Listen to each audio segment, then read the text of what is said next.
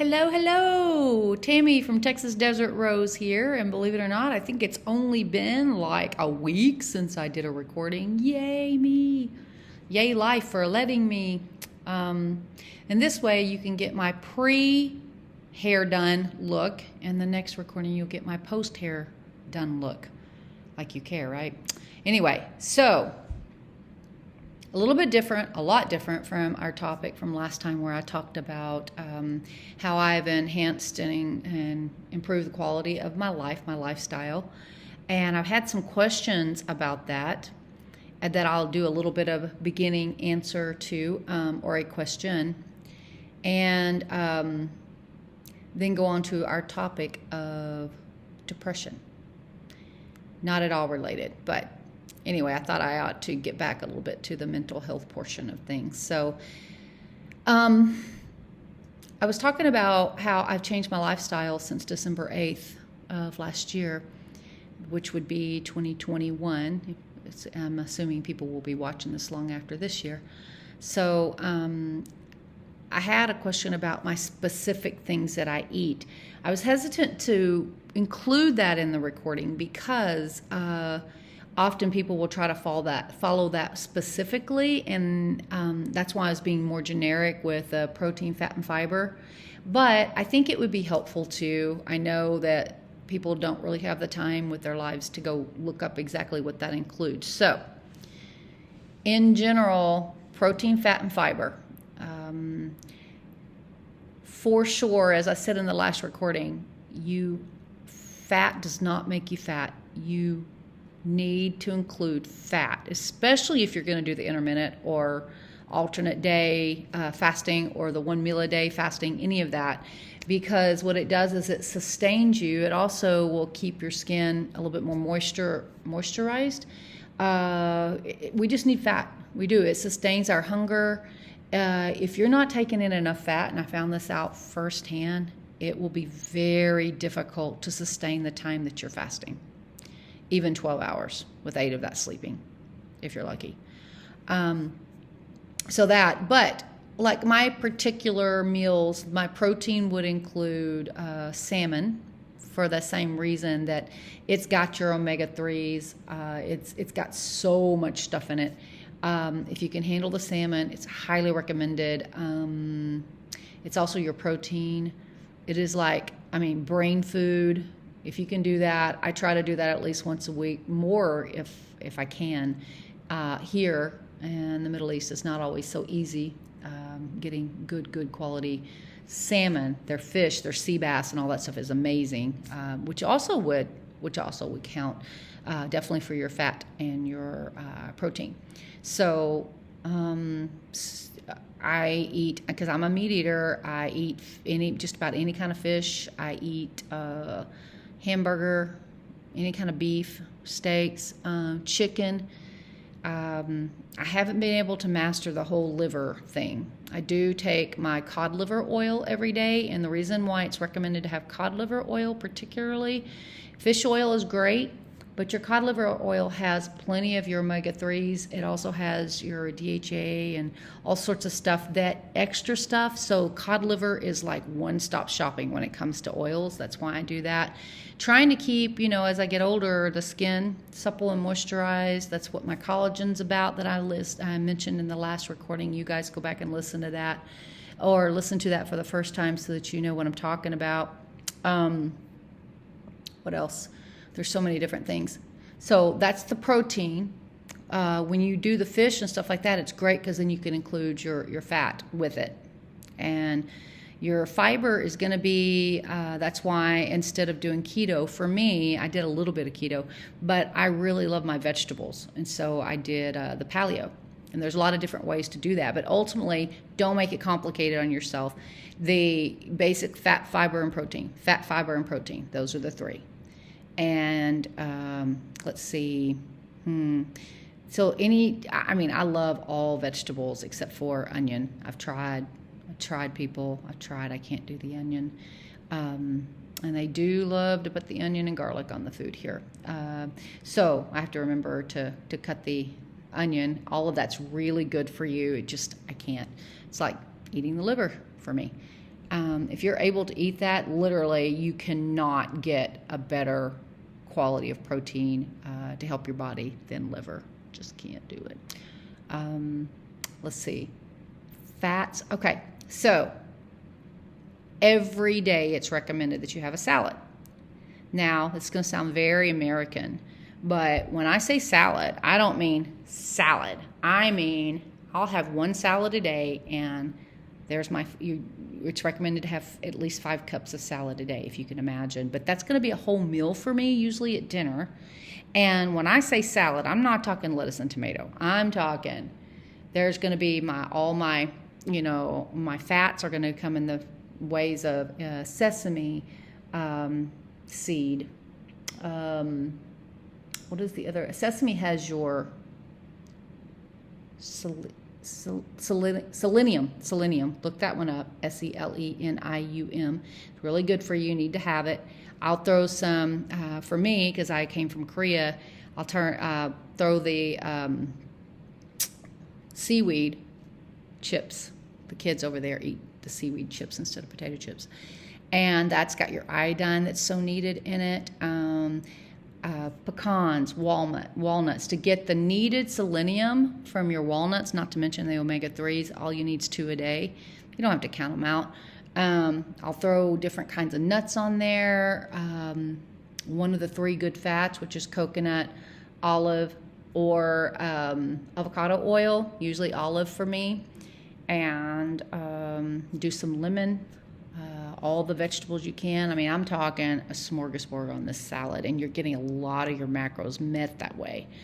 I've had it commented that my eyes seem clearer, I seem happier, I glow more. I can tell you that I definitely feel better. I'm sleeping well, and so yeah, I definitely prefer this quality of life over everything else, that all my other experiences. So there's that. Now let's get to the topic for today, which is depression. Before pandemic, depression was an issue. And I won't say it's more of an issue in America, but I think we are more likely to diagnose and label it. I think it's everywhere, but other cultures have a different answer to. It kind of amazes me here, the poverty that's here, but everybody's happy. Like they have a saying, and I don't mean just the Arabics, but the, all the other cultures here too. It is kaliwali, leave it. I'm not going to worry about it if I can't control it. And wow, it really is endemic in the culture. It's helpful. I mean, like it's, I've noticed that I tend to take that on while I'm here. So, yeah, it's nice. It's nice. But anyway, that's a cognitive behavioral thing that we'll talk about. But certainly since pandemic, we've got that anxiety and depression are at an all-time high, it would seem. Certainly the demand for mental health services, of which I'm a mental health therapist. Many of you know that. There's a huge demand, like there's a shortage just about everywhere, to the point where some of the states, for the first time in my lifetime, they're starting to try to work with other states and allow you, if you have a license, say in Texas like I do, you can work in other states. Now overseas it doesn't matter, but stateside you need to have a license in the state in which your client lives. And so now they're starting to back off on that, and there's at least 7 to 10 states already that have approved other licenses to come into their state, because that's how much there's a need for therapists. So good. I'm thrilled about that idea for many reasons. But anyway, now I work with adolescents in a middle and high school, and they, I notice that they will say, and I've noticed this in other ages too, I'm depressed. And, of course, as a therapist, I'm hearing that clinically, but what I quickly found out is that they were sad, so I'm trying to kind of reframe that thinking. So the big question is, when you say you're depressed, think about, is that the mood? Are you in just a sad mood? Anger? Because anger is never a core emotion. It's always overlaying an underlying emotion. Anger always covers fear, or it'll cover sad, sometimes all of the above. Definitely can come hand in hand with anxiety, which covers fear. I mean, also, it's all interlapping. Our bodies are holistic and one. So that's why if you see me looking over, it's to look at some of my notes to make sure I cover everything. Let's talk about some of the physical symptoms that can come with true clinical depression.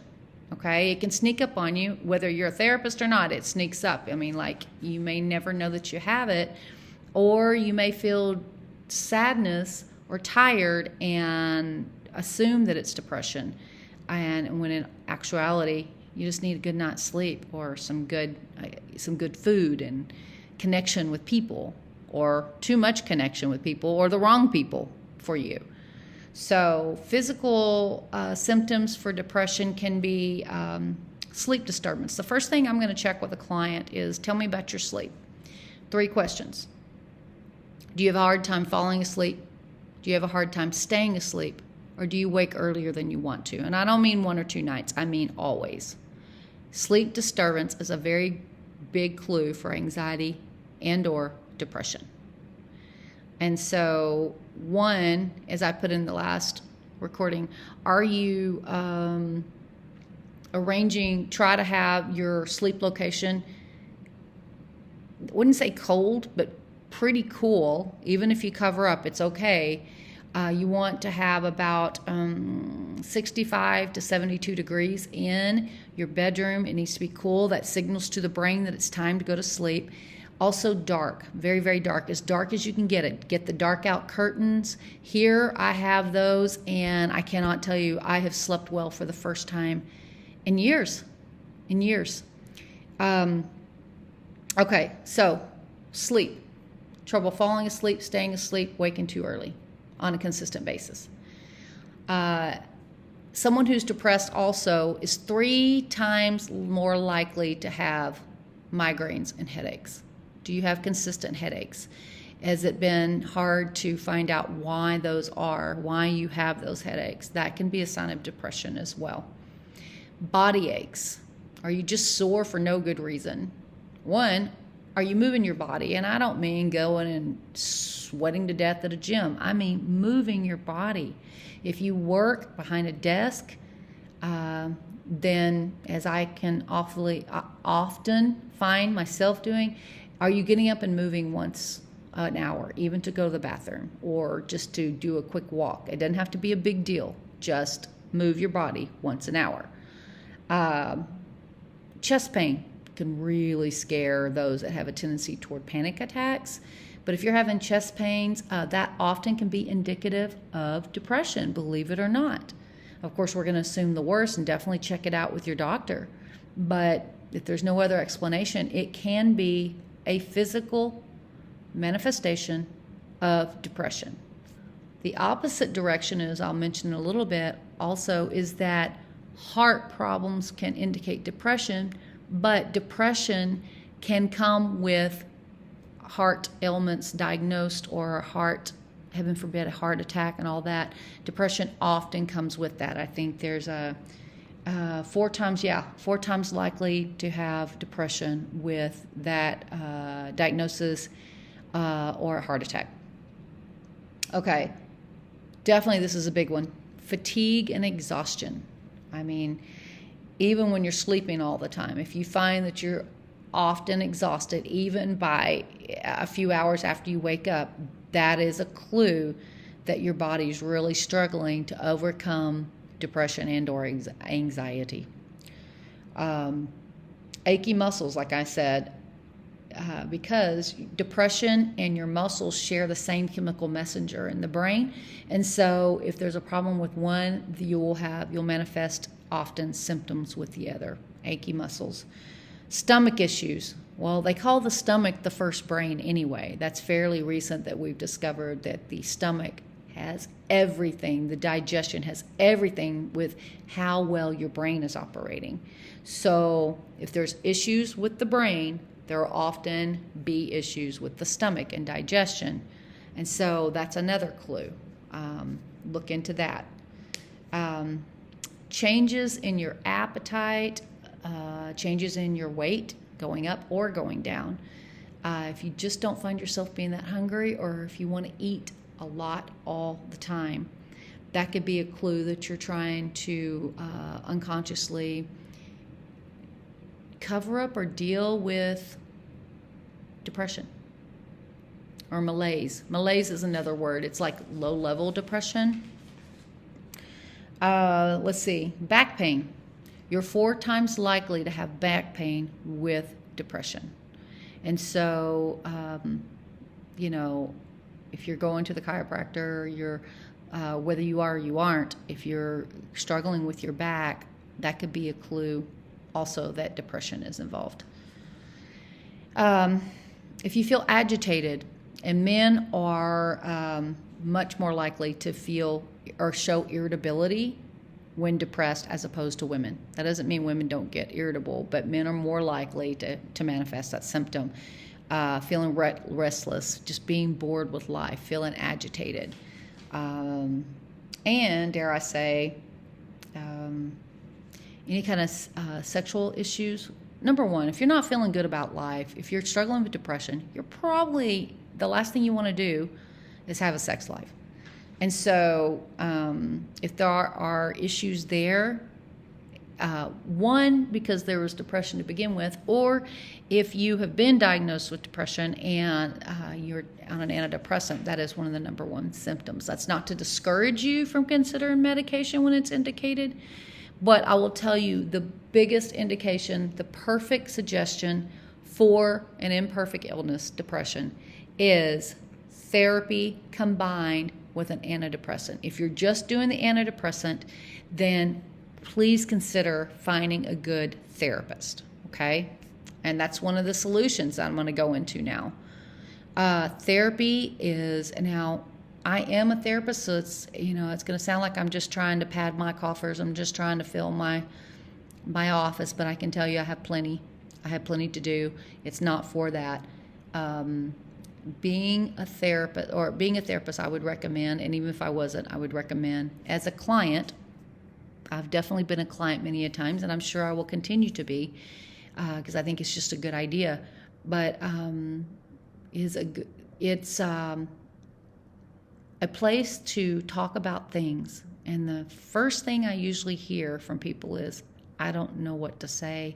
I don't know how to get started. Well, it's not your job to know. That's the professionals. That'd be like you going up to Subway and saying, I'm not sure how to make my sandwich, but I want one. It's not your job. Just make the call and go. Okay? Highly recommend.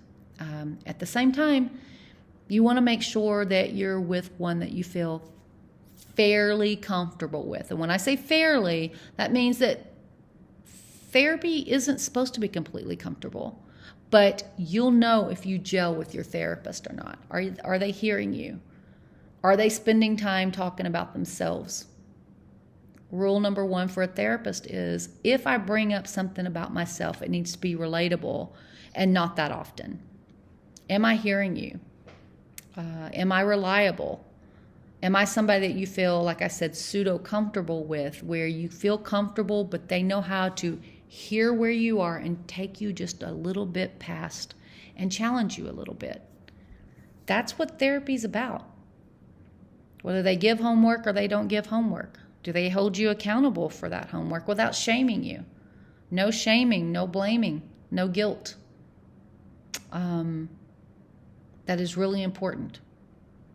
The best way to find a therapist is to ask who theirs is. And what that means is you want a therapist who's healthy, who's done their own work and continues to work on themselves. It's not a requirement, it's just a good idea.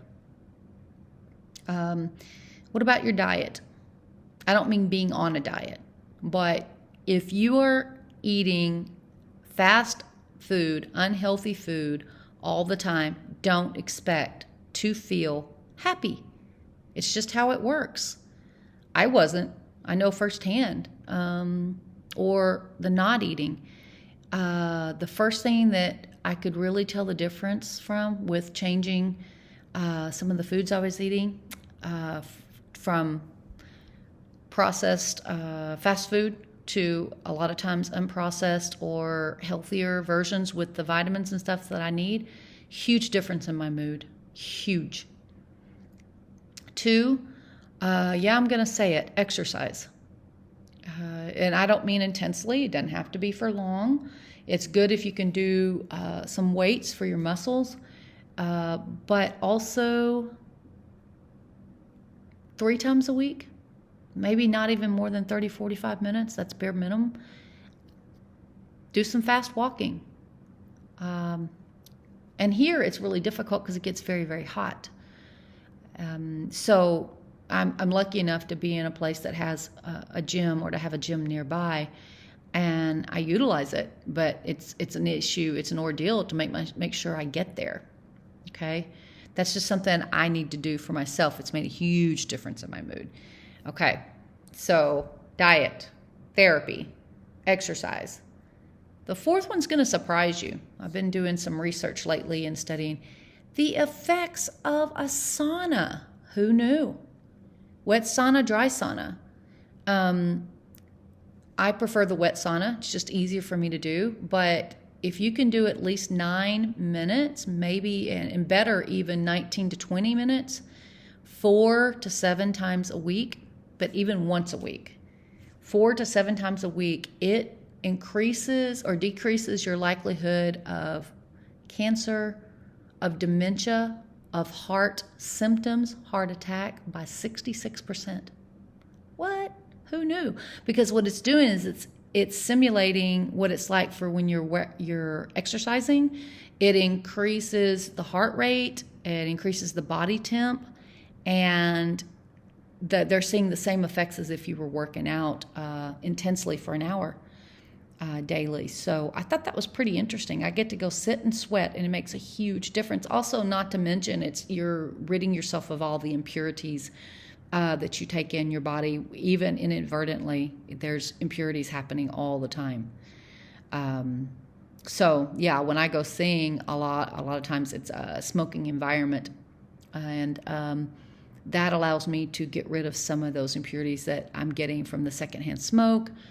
Certainly if you do smoke, some people will think, probably go, okay, I think I'll go sit in a sauna instead of working out. I'd rather you do that than not do any of it. So that's also going to help this depression. It's a wonderful way to help the mood. The mood, according to the research, is huge differences just from doing a sauna, even 9 minutes once a week. So, of course, the disclaimer, check with your doc, make sure everything's good and that it's not a bad idea, but do your own research on this. The saunas are amazing. Finland, it's like huge deal, and they've been shown to be the happiest location on the earth, according to some TED Talks. So, sauna, connecting to friends. We are social beings. Even if you're an introvert, introverts need this connection as well. Extroverts need this connection. Connect with your friends once a week at least. Through, hopefully in person. Face-to-face is what I call it. Messaging, phone calls, what have you. It is really important that we have that as part of our living, because that certainly has been shown to make a difference with depression as well. Have you been to the doctor? Is it time for a checkup? Have you had your thyroid checked? Have you had your hormones checked? If you do not ask to have your hormones checked, it will not be an automatic part of the process. Highly recommend to see if there's something else attributing to your depressive symptoms. And ask your doctor about any kind of hormone therapy, depending on your age and stuff. I guess it doesn't even depend on age. Have your hormones checked to see if that's indicated or not. And that made a huge difference for me. Also, let's look at the environmental triggers. What I mean by that is, who do you have around you? Do you feel supported? I find that there can be, yes, I'm going to use that word again, gaslighting. There can be some low-level lack of support or little punches in the gut. That makes a difference because your psyche picks up on that. And if you've got that around you quite a bit, it can make a huge difference in your perception about yourself, in your symptoms of depression. And where possible, I highly recommend that you filter who's in your circle. Filter who's around you. Now, sometimes with job, school, all that, it's not always an option, but you can limit that.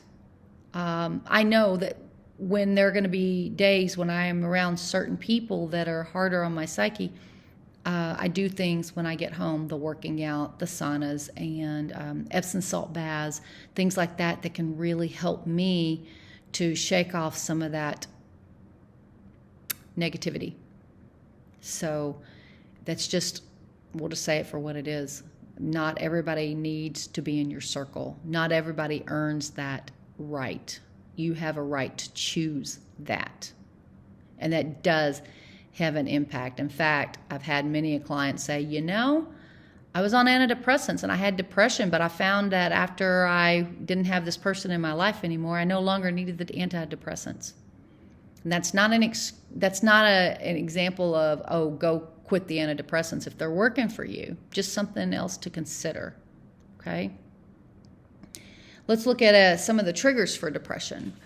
If you are, I wouldn't say a drinker, but if you're drinking quite a bit, that is a depressant. Alcohol is considered a depressant. So is some of the other things that we smoke. It can be, and that's not to criticize that at all. Some people need this, desire this. It actually helps them. But if you're smoking quite a bit, you can guarantee it's impacting you and triggering depression.